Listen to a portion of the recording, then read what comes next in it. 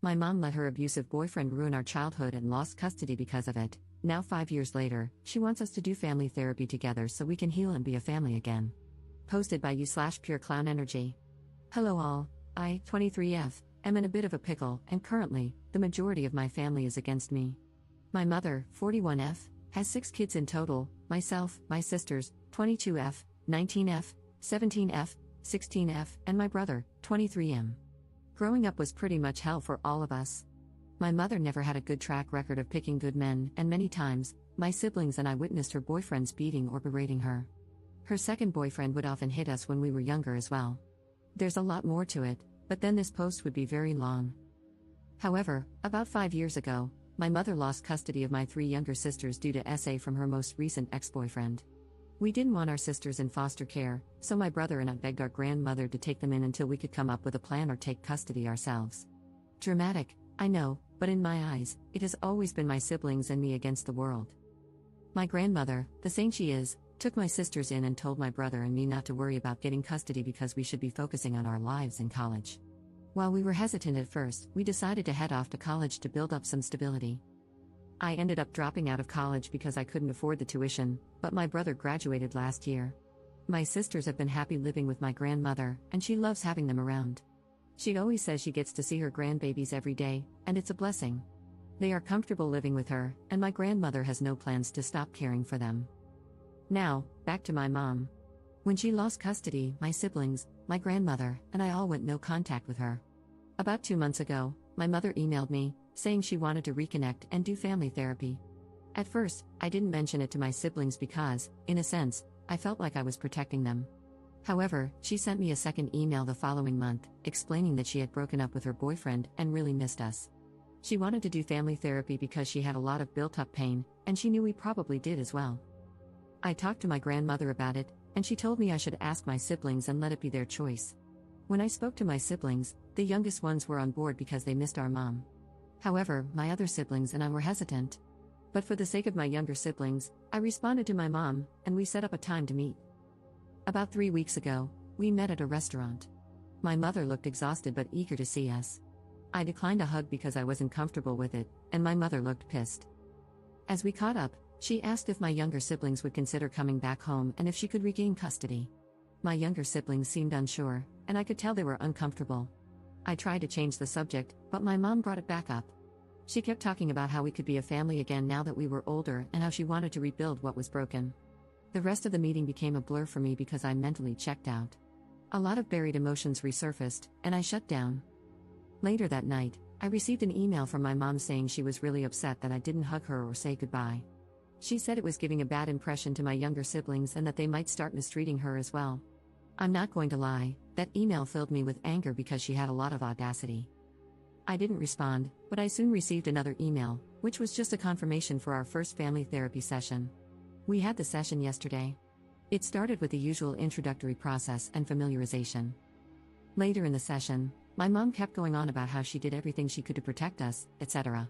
The silence from my siblings and me was loud, and the therapist asked how we felt about what she said. My other siblings stayed quiet. I wasn't planning on speaking either, but then my mom said something that made me snap. She told the therapist that I had told my siblings not to say anything because I wanted to turn them against her and that she had scheduled this session to bring us together, not tear us apart. At that moment, I lost it. I started screaming that she wasn't a good mother and that she did nothing to protect us. She constantly vented to me about her relationships and problems, which led me to internalize her issues as my own. She never protected my brother when her boyfriends beat him for trying to defend her or my sisters. She never even thought to report her ex when my sisters first came to her about the abuse they suffered at his hands.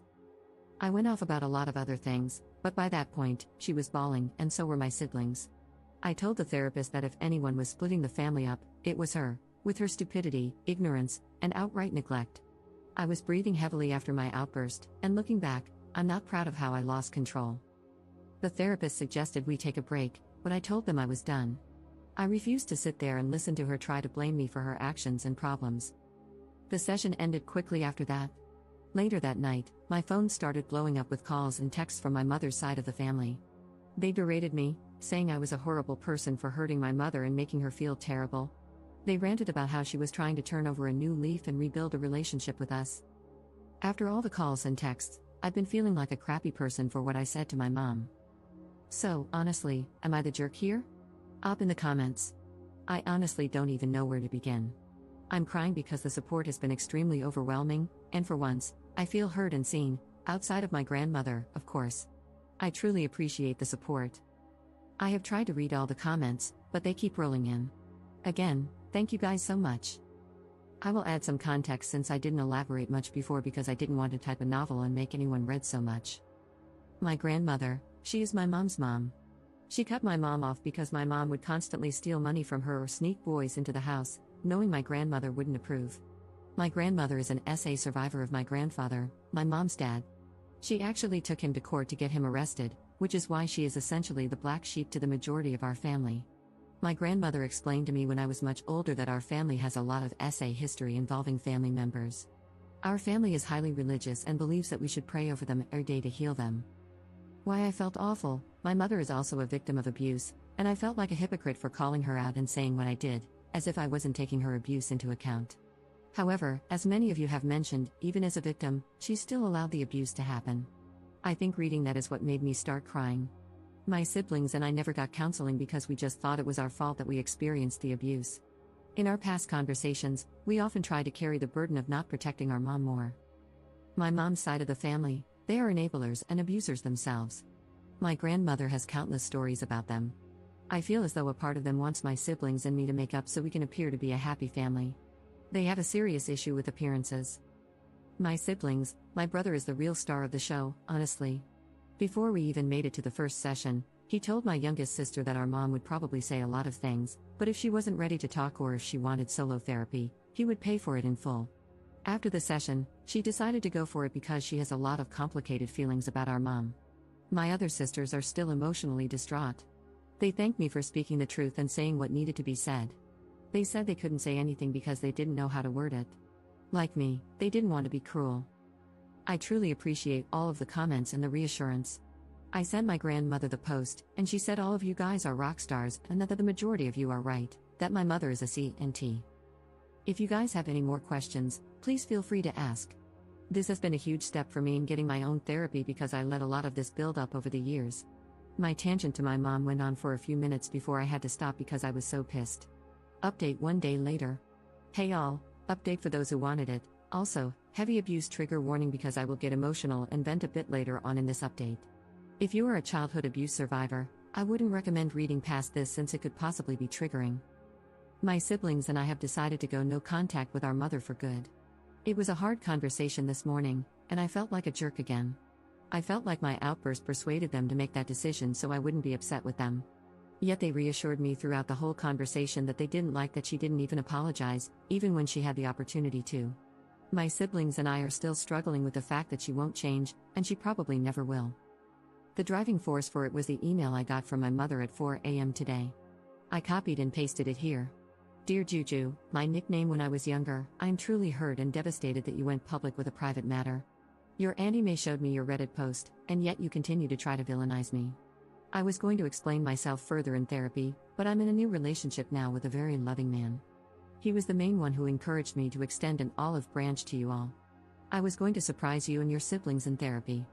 However, you ruined it. I stayed my distance from you all because, after losing your sisters, it made me realize I couldn't even look at myself in the mirror anymore.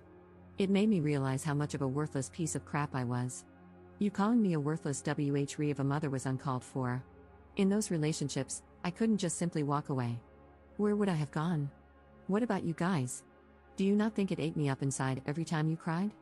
Every time I did try to protect you guys, only to get the crap beaten out of me? Being knocked out cold and not knowing if you were safe or not? Did any of that not matter to you? I'm trying to redeem myself while also being a victim, and you simply can't get your own head out of your rear. You bitch and complain about your pain, not realizing I was a victim too, Juju. We all were. I hate to sound harsh, but you're an adult and can hear these things now. I tried my damn hardest to protect you all. For you to crap on all my effort in your rant and call me almost every name in the book in front of our therapist, your siblings, and the blatantly visible disrespect to me? All of it was truly uncalled for. I will not have contact with you until you apologize to me for what you said. You broke my heart, Juju, but Mama still loves you. And me going no contact with you is to show that you can't just hurt someone because you yourself are hurting. I will be over to see your sisters later at my mom's place to talk one-on-one with them. I would appreciate it if you were there to apologize. But if you will not, then I highly ask that you not be there. The email really crushed me. I completely understand that she was a victim as well. Like I also mentioned to a kind Redditor who messaged me last night, she did provide what she could. Yet there were many moments we either went hungry or without some necessities. One of my most embarrassing moments was asking strangers on the street for money so my sisters and I could get pads and tampons. My mom's third boyfriend threw ours out because he didn't believe in periods. That whole ordeal, among others, was so damn humiliating. I got a mixture of anger and sadness when she said she tried her hardest to protect us. Where was that determination when her boyfriends would beat the hell out of me and my older brother because we didn't want them alone with our sisters or touching our younger sisters? Where was she when she heard me getting essayed in the room right next to her and heard me screaming for her? It's just an overwhelming sorrow because, in her eyes, she did her best. But in my eyes, she did absolutely nothing, and I told her as much, and then some, in our session. Like many of you pointed out, she may have been a victim, but she did nothing to protect us. I have to sit with that for the rest of my life? My siblings have to deal with that for the rest of their lives. I have to work through all the damage she caused while she gets to play hero and have her redemption arc? I'm done with her, and I'm happy to know the feeling is mutual according to her. She did call my grandmother this morning during breakfast and demanded that she let her see her kids. My grandmother told her that she could try, but she wasn't coming past the gate unless my sisters wanted her to. My grandmother put her phone on speaker and asked my sisters if they wanted to see her. My youngest sister actually responded this time and said no. And not for a very long time, at the minimum. My mom tried to scream at my grandmother, but I could hear her voice cracking from trying not to cry on the phone. My grandmother told her she could go F herself, not to call her again. After that, the conversation about no contact went into overdrive. My siblings have their own memories of her to account for. They aren't comfortable with me sharing them, so I really just shared mine and a bit of my brother's. It's all just so surreal to me. I thought that maybe she was actually okay with being alone, but here she is, not being truthful about when she broke up with her most recent ex. I didn't ask because I don't even care anymore. Yet she's already in a new relationship? It's hard to grasp that my mother just can't be alone. I even feel disgusting calling her my mother because it stings to know that she never really was a mother. Not to me or my siblings. For my family members who have been messaging me, I just blocked them on every social media platform. They stopped trying to call me since I set up my phone with an app to reject all calls from unknown numbers that aren't in my contacts. As for my mom, I copied and posted my response here. Victoria, since you are no longer my mother, I have no need for formality. You make me absolutely sick to my stomach. You know the pain you caused me and my siblings. You know you didn't do crap. You know that you never even had a grain of maternal instinct. If you did, you never would have allowed us to get hurt. I know you can't sleep at night with those thoughts running around in your head. I hope for the rest of your life, it eats you up inside. Your new boy toy will be the only thing by your side when you're frail and almost dust. I'm done allowing you to hurt not only me but my brother and sisters as well.